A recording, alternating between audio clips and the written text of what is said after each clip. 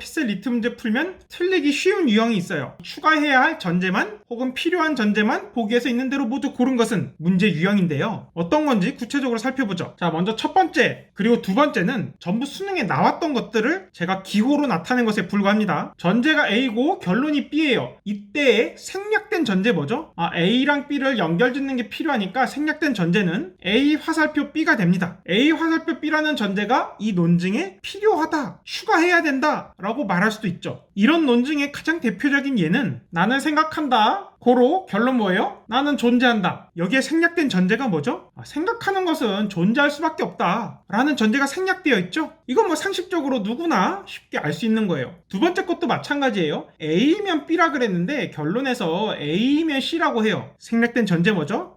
B에서 C로 연결을 해줘야 되는데 그게 없네?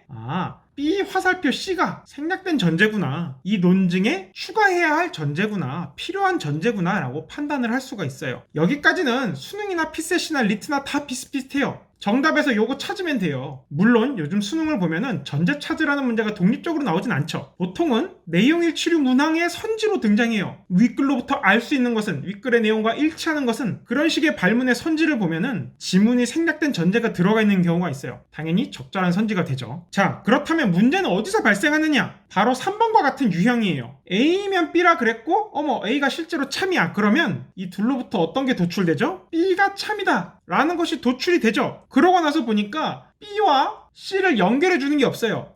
그럼 생략된 전제가 뭐예요? 앞에서 봤던 1번 유형을 그대로 응용하면 돼요. 생략된 전제는 B 화살표 C가 됩니다.